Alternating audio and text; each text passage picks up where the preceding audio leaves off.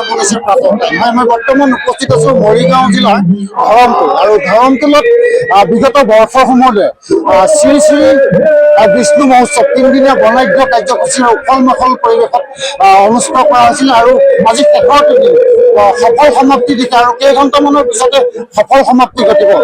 আমি কিছু পৰিৱেশ দেখুৱাবলৈ মই মোৰ সতীৰ্থক অনুৰোধ জনাইছো আছে বিষ্ণু সমন্বয় ক্ষেত্ৰৰ যি উখল মাখল পৰিৱেশ ভকতপ্ৰাণ বৈষ্ণৱৰ পদধূলিৰে দ্বিতীয় বৈকুণ্ঠলৈ ৰূপান্তৰিত হৈছে বিষ্ণু সমন্বয় ক্ষেত্ৰ। আমি সামগ্ৰী পৰিৱেশ দেখুৱাইছো, মোৰ সতীৰ্থই সামগ্ৰী পৰিৱেশ দেখুৱাইছে আৰু এই সমন্বয় ক্ষেত্ৰতে আধ্যাত্মিক পৰিৱেশৰ আধ্যাত্মিক পৰিৱেশ বিৰাজ কৰে পৰিলক্ষিত হৈছে আৰু আমাৰ মাজত বিষয়ববীয়াসকল আছে। আমি মন্তব্য ল'বলৈ চেষ্টা কৰিম কি কয় বিষয়ববীয়াসকলে।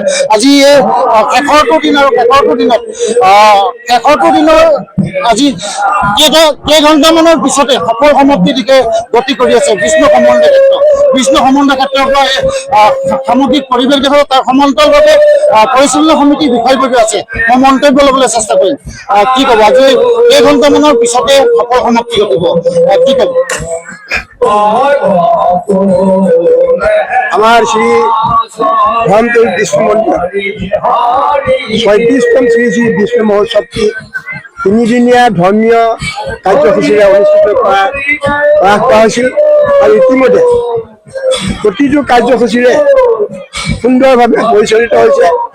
হাজাৰ হাজাৰ ভক্তপ্ৰাণ ৰাইজে আহি সমাগম কৰিছে। ৰাতিপুৱা প্ৰথম দিনা ৰাতিপুৱাৰ পৰা গোটেই দিনটো ধৰি দিনে নিশাৰে আজিলৈকে অবিৰতভাৱে বিভিন্ন বিভাগত কাৰ্যসূচীত বিশেষ ধৰণে নাম প্ৰসংগ চলি আছে। প্ৰায় মৰিগাঁও, নগাঁও আৰু কামৰূপ জিলাৰ প্ৰায় 110খন গাঁৱৰ মহিলা আইসকলে বিশেষ ধৰণে নাম কীৰ্তনত অংশগ্ৰহণ কৰিছে আৰু অন্যহাতে প্ৰায় 150ৰো অধিক ভাগৱত পাঠ আৰু ব্যাখ্যাচাৰ্যই অবিৰতভাৱে ভাগৱত পাঠ আৰু ব্যাখ্যা চলি আছে, বৰ্তমানো চলি আছে। আৰু এই কাৰ্যসূচী যদিও আমাৰ এইখিনিতে সমাপ্ত হ'ব, তথাপিও আমাৰ শেষৰ কাৰ্যসূচী যিটো নাট, অসমীয়া নাট, সম্পূৰ্ণ ধাৰ্মিক এখন নাট, সেই নাটখনৰ নাম হ'ল কুম অৱতাৰ। এই কুম অৱতাৰখন ৰাতি প্ৰায় 9টামান বজাতে আৰম্ভ হ'ব আৰু এই নাটখনে শেষ আমাৰ কাৰ্যসূচী। গতিকে প্ৰায় 2-2:30 বজাতে আমাৰ এই মন্দিৰৰ 3দিনীয়া কাৰ্যসূচীৰ সফল সমাপ্তি ঘটিল।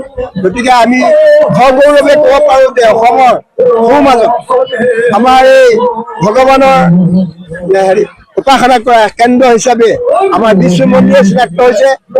প্ৰতিদিনে হাজাৰ হাজাৰ ভক্তই আহি সমাগম কৰিছে। জাগ্ৰত মন্দিৰত প্ৰত্যেকৰে নিজৰ নিজৰ মনোকামনা পূৰ্ণ অৰ্থে ভগৱানৰ ওচৰত সেৱা পূজা আগবঢ়ায়।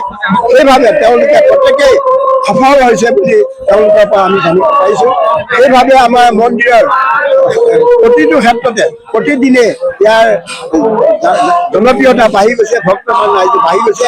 সেইদৰে প্ৰতি বছৰে আমি হাজাৰ হাজাৰ ভক্তৰ অধিক আমি সমাগত হৈছে বুলি আমি গণ্য কৰিছোঁ। হিচাপ মতে আমি প্ৰতি বছৰে 10-12 হাজাৰকৈ ভক্ত বাঢ়িছে। এইবাৰো অভিলেখ ভক্তপ্ৰাণ ৰাইজ আমাৰ এই মন্দিৰত যোগদান কৰি তেওঁলোকৰ মনৰ কামনা পূৰ্ণ অৰ্থে আহি সেৱা পূজা কৰি আমাৰ ইয়াত আতিথ্য গ্ৰহণ কৰি গৈছে বুলি আমি গৌৰৱে কৰিব পাৰোঁ আৰু আশা ৰাখিছোঁ ভগৱানে যাতে আমাৰ এই মন্দিৰৰ আমাৰ যিটো মহোৎসৱ এই ধাৰামত অব্যাহতি ৰাখক।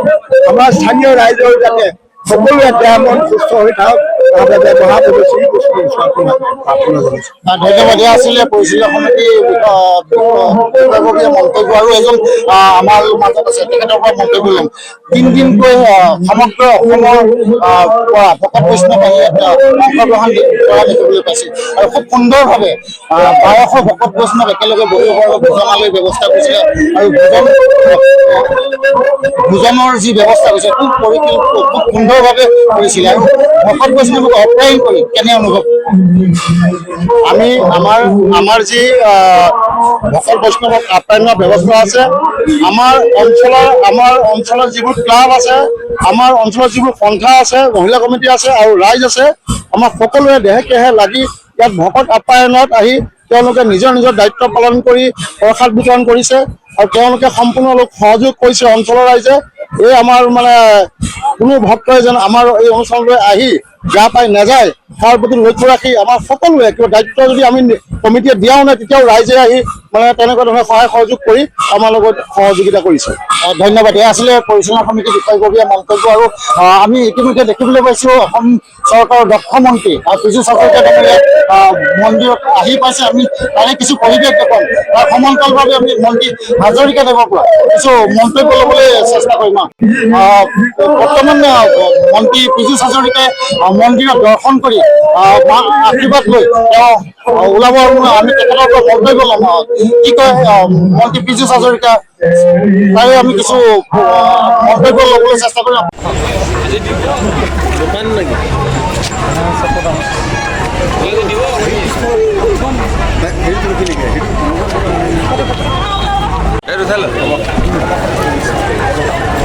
অত্যন্ত এটা জাগ্ৰত অনুষ্ঠান, আমাৰ কাৰণে এই অঞ্চলৰ অত্যন্ত উল্লেখযোগ্য অনুষ্ঠান। আমাৰ বহু ভক্ত প্ৰত্যেক দিনাই বিষ্ণু মন্দিৰলৈকে আহে, কিন্তু মাঘী পূৰ্ণিমাৰ সময়ত ইয়াতে প্ৰত্যেকবাৰে তিনিদিনীয়াকৈ মেলা হয়। অসমৰ বিভিন্ন প্ৰান্তৰ পৰা শ্ৰদ্ধালুসকল আহে আৰু বিষ্ণু ভগৱানৰ ওচৰত সেৱা লয়। আমাৰ এই অঞ্চলটোত এই মন্দিৰটো এটা অত্যন্ত গৌৰৱৰ স্থলী। এই মন্দিৰটো আৰু এই মন্দিৰৰ এই অঞ্চলটো আৰু ভাল হওক তাৰ কাৰণে কাম কৰিবলৈকে যত্ন কৰিম। এই অঞ্চলৰ ৰাইজৰ ভাল হওক, বিষ্ণু ভগৱানৰ ওচৰত প্ৰাৰ্থনা জনাইছো।